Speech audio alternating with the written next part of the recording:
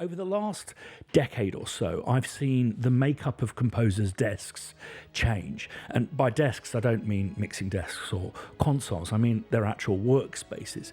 Gone are the desktop synthesizers and the chaos pads to be replaced instead by these things, stomp boxes, which are designed for your feet, not your hands. So what are they doing on composers' desks? Now, I'm guilty as charged, and I have to admit that whenever I go into a guitar shop to buy something for my feet to put on my desk and use it with my hands, I feel like a bit of an imposter, and as a consequence, never ask the questions I should have done for fear of being laughed at, discovered. So in this video, I'm hoping to fill in the gaps, go back to the beginning and discover the lengths that people went to saturate their sound, and pose the question, is there a difference between overdrive, distortion and fuzz? And if there is, what is it?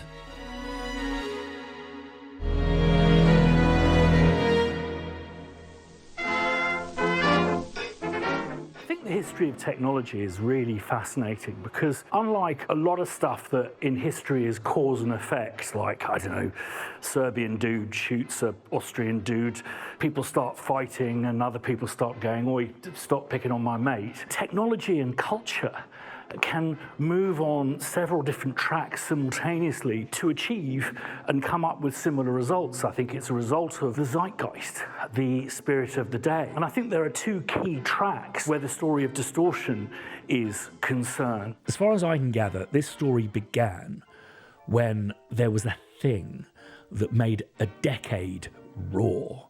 And that thing put some unreasonable demands on one particular musical instrument, the guitar. And the thing, it was jazz. It went mainstream in the 1920s, and when things go mainstream, they become popular. So these bands were no longer playing in smoky, small bars, but huge dance halls. The bands got bigger, arrangements got brasher and bolder and braver, but it meant that the pulse of the band, the guitar, the thing that was really holding down whilst everyone was going mental around them, well, they couldn't be heard. I don't know if you've seen old footage of a big band playing with a guitarist pointing his guitar up in the vain hope that one of the microphones could pick up his strumming. So there was a real need and discussion between luthiers, who are guitar makers, and guitarists of how to make these things bigger, louder. And I think it was the Gibson SE-150 was one of the first examples of pickups being attached to a hollow-bodied guitar. Now, these were quite successful and popular, and suddenly guitarists could find themselves being heard, their strums, the pulse, the motor. The problem with the Gibsons and the hollow-bodied guitars is they had a tendency to feed back. So it was, I believe, Rickenbacker who went back to the drawing board and said, surely there's a different way of doing this. And they came up with this. The frying pan, which was actually a lap steel. But what was revolutionary about it is it did away with any concerns of acoustic amplification, i.e. a hollow wooden box. Instead, what it relied on was this enormous pickup. It didn't catch on, but the technology did. Namely Leo Fender, who was the founder of Fender, but also an avid inventor, and he realized that by doing away with the symmetrical requirements of acoustic amplification within an instrument, you could create something more ergonomic, and some would say sensual, but most importantly, it could be turned up a lot. When we think of electric guitars, we think of something raucous and chaotic, but actually the technology behind them is about vibrations and magnets. It's a much more fundamental concept, and as a consequence, it produces more fundamentals, more of the note. And they sounded purer, cleaner, more refined. And if you think back to the jazz era, guitarists of the time would have looked up and to their forefathers and recent heroes, those great blues guitarists. And the thing was, blues was never about something that was clean, pure, or indeed refined. Suddenly, by cranking your amplifier, things got a bit raw, got a bit emotional. So we'll start with it completely clean, no alterations to the amp. I'm gonna make like a subtle incision and not pop the cone that's inside. Okay, saturation. What is it? It's basically something struggling with something that is too much without exploding or bursting into flame. So if you take this kind of impulse waveform, you'll see that it's normalized. Its tallest point is right up to 0 dB, which is the top of headroom. It's as far as it can go without doing something drastic. So when you amplify that signal further, it goes beyond the possible headroom. And in the case of saturation, the result is simply to chop off the bit that is above the headroom.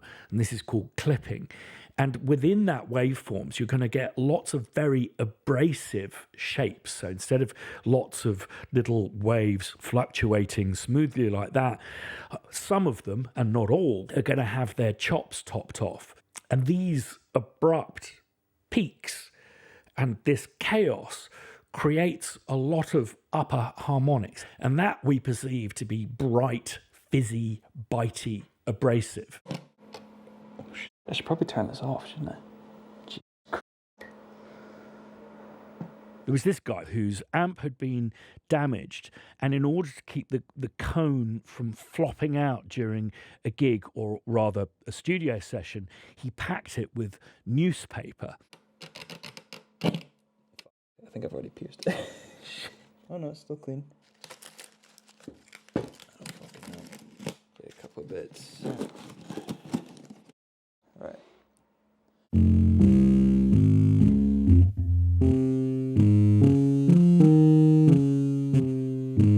And because the amps in those days were designed as sound reinforcement, just a way of amplifying the guitar, they weren't designed to handle that kind of distorted sound. So musicians went to great lengths to create happy accidents, whether it be pencils through the cone, Which I'm now going to stab. These are all pretty dull. Okay, let's see if that's made any difference.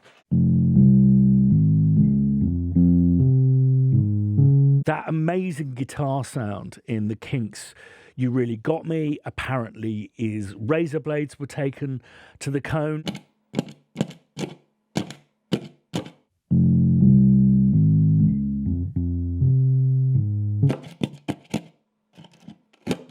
Let's try that now. Like a torture.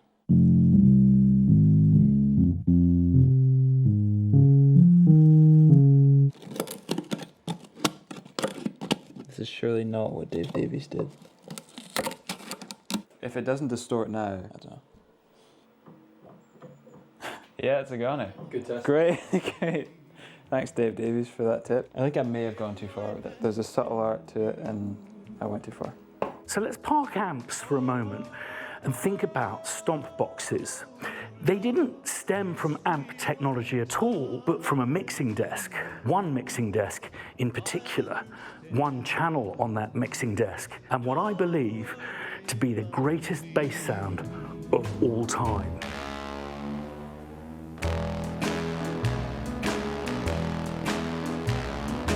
It was one of those beautiful recording studio mistakes, a broken channel. The service engineer at that studio reverse engineered the faulty circuit to create the world's first stomp pedal, the Maestro fuzz tone, which was in fact, I believe, the fuzz pedal that was used when the Rolling Stones didn't have the money or the time to get a brass band in to play a brass part for a tune they were recording.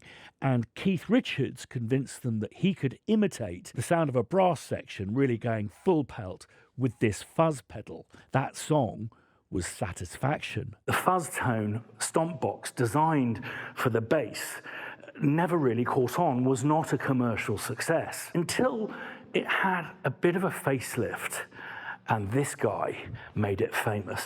And like the evolution of the original pickup guitars and need to amplify them, I think that the point at which stomp boxes became an essential part of an arsenal and inextricably linked with the behavior of backline was the point at which rock went not just mainstream, but just guitarists having to cover a lot of ground, being separated from their amplifiers. With an array of pedals, you could pre-tweak settings for individual songs or combine them.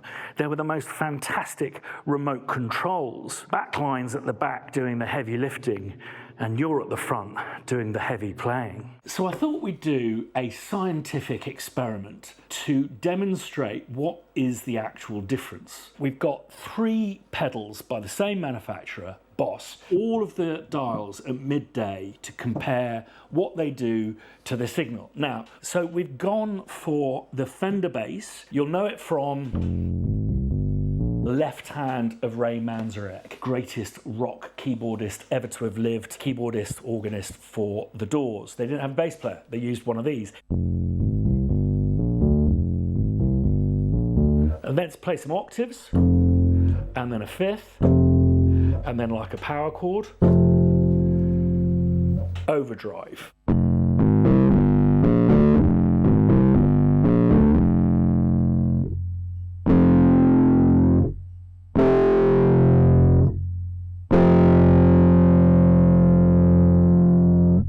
Distortion.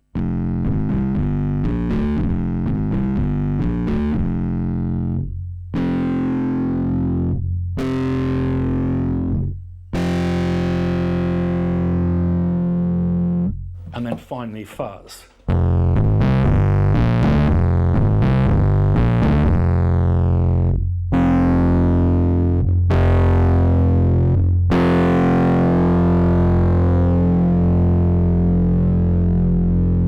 Overdrive has a kind of woolly quality to it, like things are being broken up.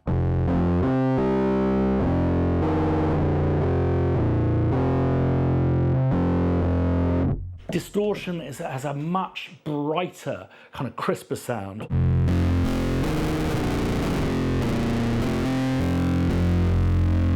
Whereas the fuzz is just fuzzy.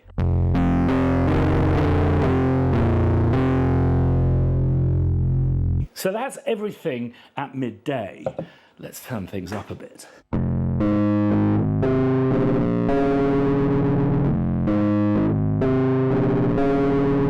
Yeah, it's just, there's something rebellious about Overdrive.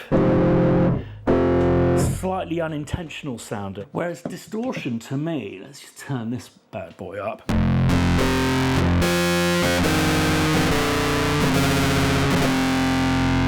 To me, this sounds like something that's been developed to use with an amplifier. There's something manufactured about it.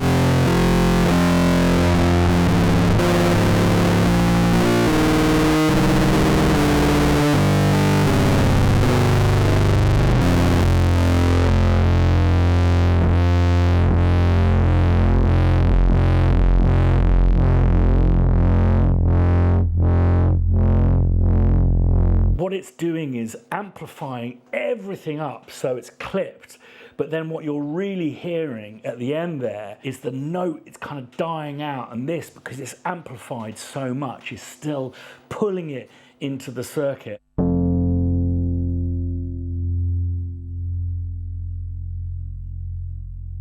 So you'll hear that slight oscillation in signal there as it's kind of dying out, remembering that there is an electronic element to what I'm doing in this box. Now let's hear it with the fuzz.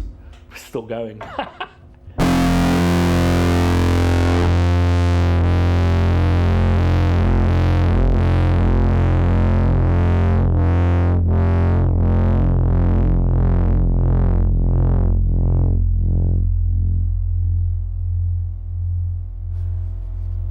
If I take this off, so that's still going, still ringing.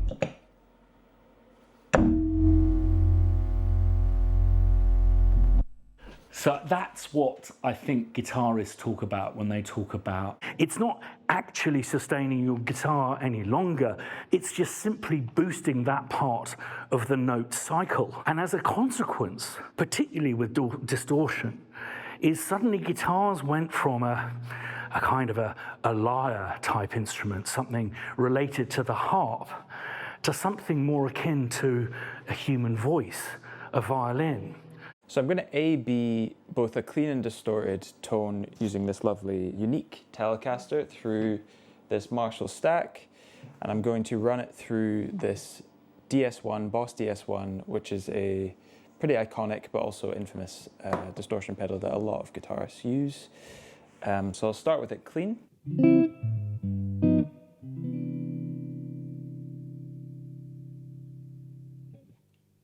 And then a bit of distortion.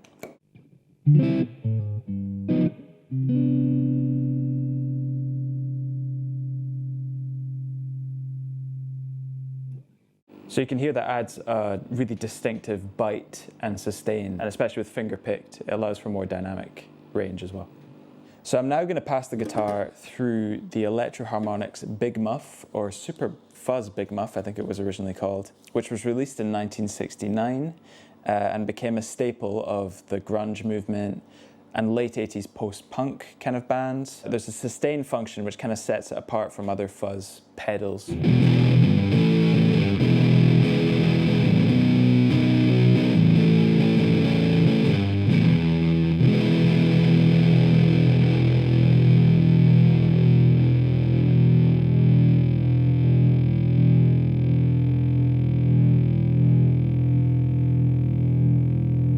So as you can hear, this is a significant amount of sustain on that and a really distinctive fuzz character to the Big Muff. The thing you need to be wary of with these things, if you're using them with your DAW, is that they're sensitive circuits, surprisingly. They have a fine operating bandwidth.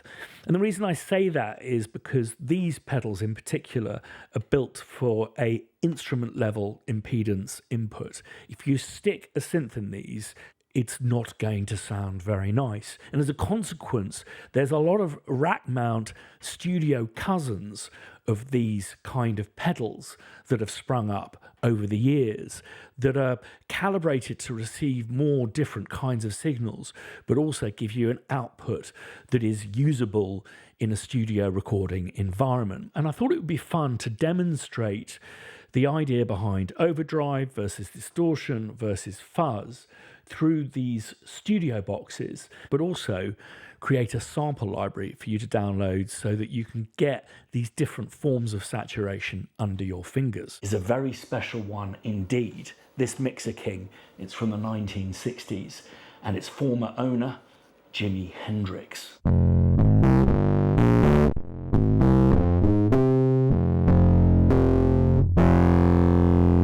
Let's just try some of the top end there. Overstayer. I'm just going to use the saturator unit in this to give a distortion kind of effect.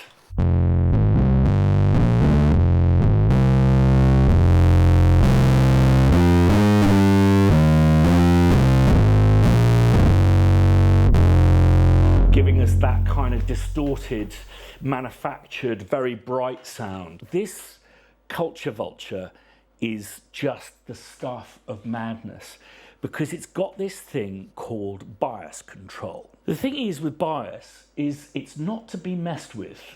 I wouldn't recommend you open your amp and find the little bias screw to mess around with, because that's a surefire way of completely blowing a circuit. So on this you have 3 distortion types. T. It's kind of between an overdrive and distortion sonically. And then P1.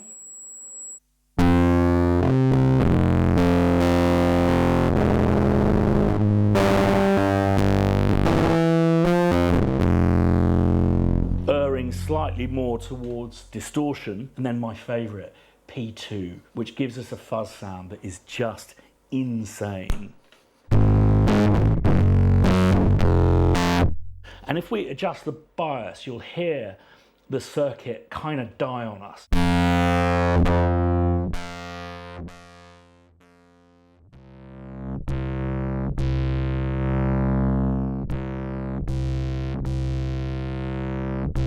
I mean, this is really clipping it into a total square wave, and this, I think, will sound almost like synthy.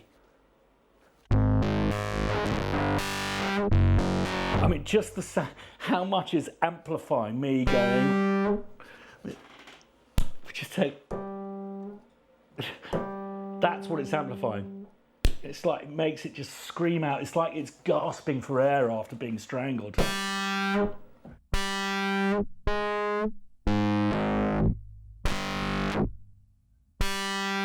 So I thought I'd do something that I don't usually do, and that is to sample some different forms of saturation.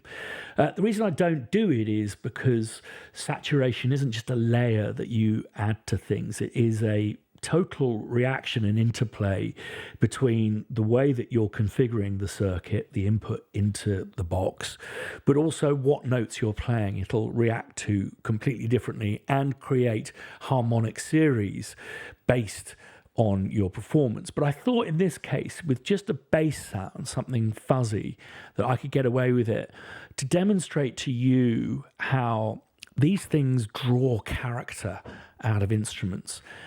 And in this case, the character is when you actually let go of the keys. I took some long notes. You know, it's interesting because if I were just to cut straight into that, you wouldn't be able to really. Is that an electric piano? Is it a synth? There's a bit of squelch at the beginning, which is characteristic. Is that? But it's actually this bit. The sound of the key coming up to the damper going down. Just take the bit that doesn't have any of the fundamental in, just this bit, and use that. See, if I just play it like this, it just sounds like, I don't know, a Bon Tempi or something. But you put these release triggers on, make them even louder. Then we have the Culture Vulture.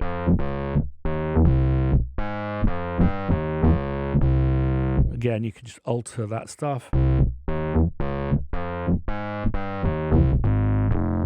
And then the Jimi Hendrix box.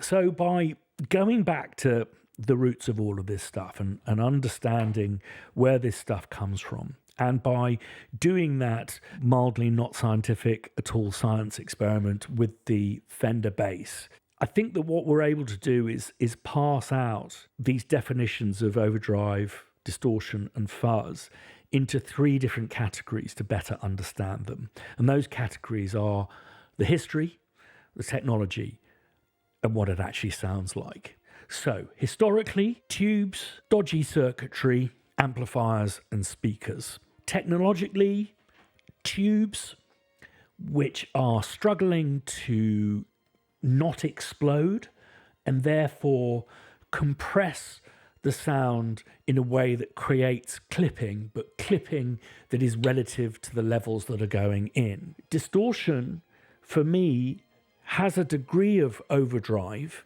until it passes a particular threshold where it then just clips everything with impunity and as a consequence creates a very chaotic sound, which is why it sounds very bright. Finally, fuzz is just basically circuitry struggling with what you're putting into it. It amplifies and saturates things to such a point that it actually creates a new kind of order in your sound. It's less chaotic than distortion. It has more of a purer but very different sound to what you were putting in. Mellow and kind of broken, bright and shouty, surprisingly fuzzy. What I love about saturating effects is it has an impact on the way that you operate the thing that you're putting in. So you've got the personality of the person who's made the pedal and the choices they've made. You've got the personality of your instrument, the wood that's being used, the way you've got it set up, etc., etc.